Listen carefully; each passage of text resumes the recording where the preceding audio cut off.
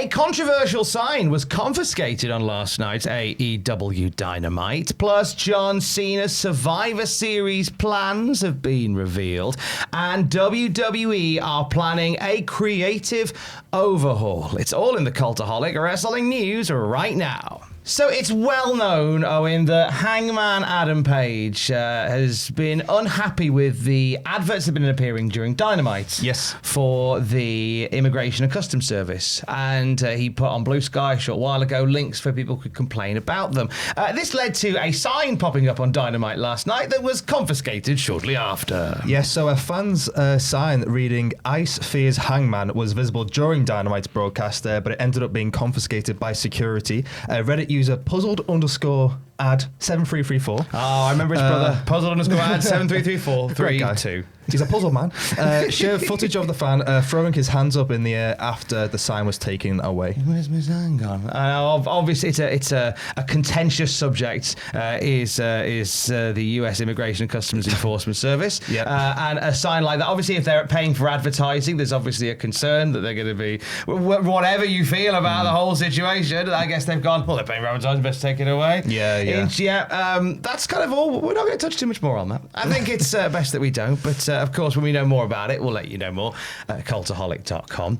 Braun Strowman. He's back in the news. He is back, baby. What's he up to? Oh, we're going to party like it's 2018. It's been a while since I've heard Braun's name mentioned, and also Paul Heyman. Yeah, Paul Heyman kind of caught a bit of backlash from Braun Strowman when Paul Heyman said that Bronson Reed was the first person to ever put Roman Reigns on a stretcher, to which Braun Strowman shared footage of him doing just that to Roman Reigns. It was that brilliant episode of Raw where Braun beat up Roman Reigns and then beat him up some more and then beat him up some more, and the crowd pop got louder and louder, and I'm not finished with you.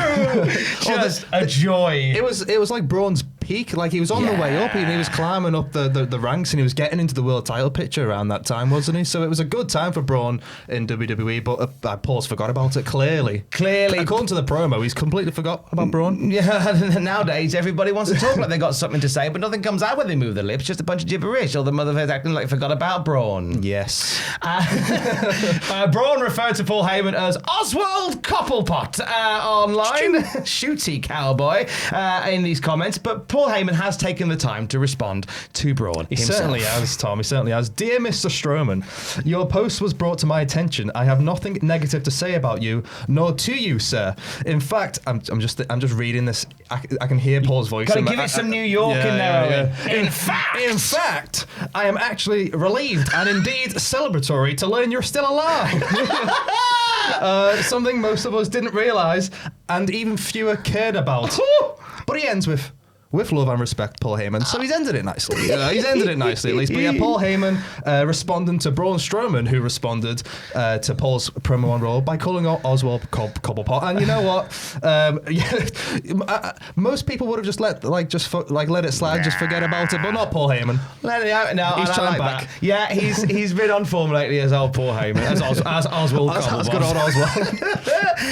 The new day in the news this week: Xavier Woods revealed to have signed a brand new contract with WWE, and Kofi Kingston, it seems, has gone the same way, Owen. Yeah, very much so. It emerged this week, obviously, like you just said, that Xavier Woods has re-signed, and now Kofi Kingston earlier this year also has re-signed. The belief is that Kingston has signed a 5-year deal with WWE, so he'll be under contract until 2030. He ain't going anywhere, is he? No. I mean, I know that they haven't been featured on TV as much as you would have thought. You know, they were since the heel turn and everything, but they are so valuable to the company, like on weekly TV and also like outside of weekly TV, like what Xavier does with Up, Up, Down, Down and everything, and Kofi's involved with all that. So they're both very valuable members to the company as a whole, and obviously to the roster and the tag division. So, hopefully we see them back on TV. Well, not that they've been off TV, but utilised more going forward. Yeah, I think we said this yesterday, Joel and I, in that once they have now re-signed,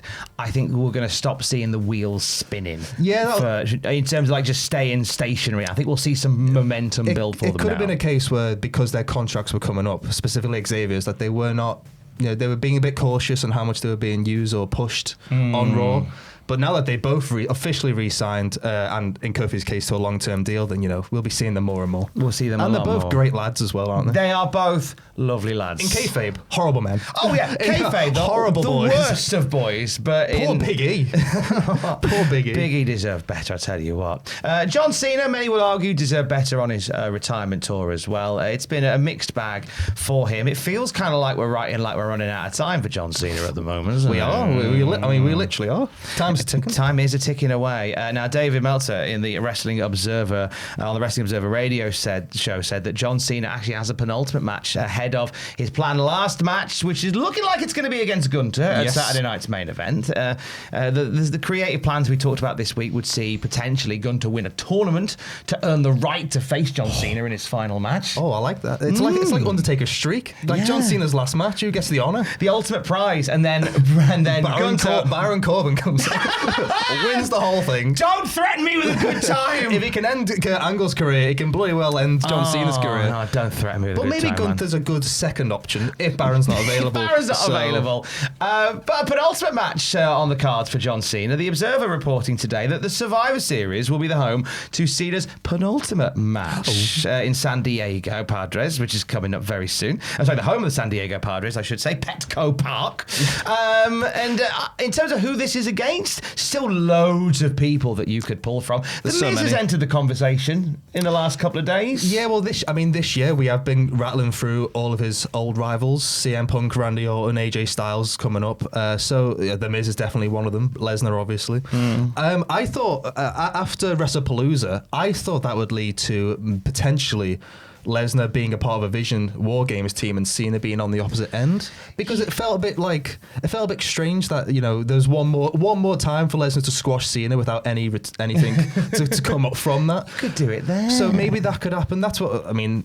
I would be interested in seeing Cena in a War Games match. And also, it's probably one of the only things now he hasn't done. That's what I'm thinking. Yeah, like obviously, he's wrestling, as we just said, a lot of his old opponents. So The Miz, would be an option, and he maybe just wants to wrestle like some of his old mates. But I'd like to see him in War Games. Yeah, something new, something fresh. Something he's then done everything except the WCW Asylum cage match, which is where they put the cage but inside the ring, and it's all small and rubbish. I'm thinking of the TNA Asylum with the big red cage. That's also a dreadful cage variant. It's awful, yeah. Yeah, you have to climb through the tiny little hole. Homicide getting stuck at the top of the cage. Bless him, like on the big January 4th TNA Impact. God bless him. That was. What would you like to see him do?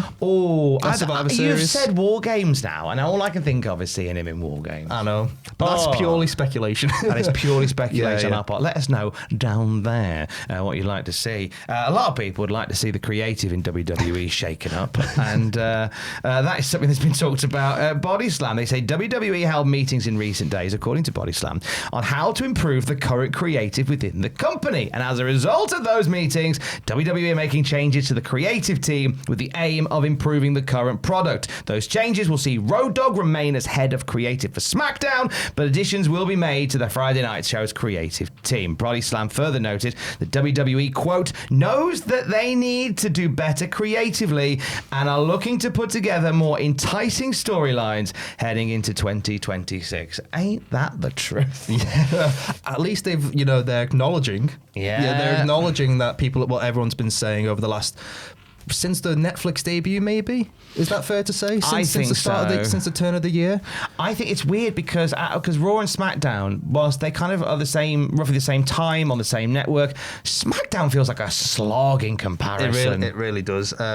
This year's just been a rough one for SmackDown as a whole. It really has. It does feel like since the Raw moved to Netflix in the US, Raw has just that's the full focus is mostly on Raw, which is understandable. But yeah, SmackDown this year has not been great, has it? So it's good that they've noted it. They've listened maybe to some of the criticism, and now they are shaking things up. But Road Dogg will be maintaining his position as the head of creative. So how much is actually going to change? Yeah, because you'll still have to kind of go through him as like the final nod, and it depends. If better ideas and more intriguing ideas get filtered upwards, then maybe SmackDown will improve as a whole. We'll have to wait and see on that one. I think it's funny because there's things that they brought in when the power changed hands that I was quite happy to see, which was the idea of having these stories that are given time and they're left to breathe a little bit. Under the old regime, everything felt very slapdash sometimes. Just about to say, like, it's one of the complaints of the old regime was that there was no long-term storytelling. So we have seen that, but it's almost, is it now being drawn out too much? Are things being drawn out and dragged along for too long? Like, you know, like the Raw and Raws and SmackDowns these days, like there's so much long entrances, big promos, drawing things out as long as possible, which isn't. There's a lot. You got to find the balance. There's a lot of fluff. There is a lot There's of fluff. You got to find the balance, and SmackDown has been a bit rough this year, unfortunately. So. Maybe this is the change and the shake-up it needs. But yeah, like we said, Road Dogg is going to be maintaining his position as the head of creative, so we'll have to see. We'll have to see. Actions speak louder than words in this situation, I guess. I am one for seeing some strong pay-per-views coming out of this, but I'm also one for seeing some bad pay-per-views. Oh, the worst. Some pain-per-views, if you will, Owen Lawson. Yes. Owen Lawson. Now, you are... I called you Owen Lawson there. Went to school with a kid called Owen Lawson. It's no relation to Nigella. Oh, sadly not. No. But you have been cooking in the metaphoric microwave a brand new episode of Pain Per View. It's out now on Patreon, early access, patreon.com/Cultaholic. At our copper tier or higher, you can get early access to the second episode of Pain Per View. Sam, Andrew, Ross sat down to watch, I'm not going to spoil it, a very bad pay-per-view, but it was great for them to watch it back and recap. So, I'll give you a hint. It's from the 90s. Oh, maybe late 90s, and I'll leave it there. Late 90s. So it's fun for them to go back and recap and watch some really bad wrestling. So yeah, it's coming to the YouTube channel very soon. Yeah, Patreon now for early access if you're on the copper tier or higher, or next week it will be live on the YouTube channel. If you don't want to wait till next week, you can support us on Patreon and watch it tonight whilst you have your fish fingers. And you know what else you'll get? WTF moments for Crown Jewel Perth. That'll be out. He's done it. There's a pay-per-view this weekend, and WTF moments will be on Patreon as well. That's where every WTF lives, and punishments, and video versions of the classic reviews, and a whole bunch of other stuff as well. You can cast your vote in the Hall of Fame. You can be part of a classic review episode as well if you're a patron. There's so much fun to be had over on Patreon. so much fun. There's millions of Jeffrey all under one roof. For the latest wrestling news at any time, you can check out Cultaholic.com. Stay safe. Love you. Bye. Love you. Bye.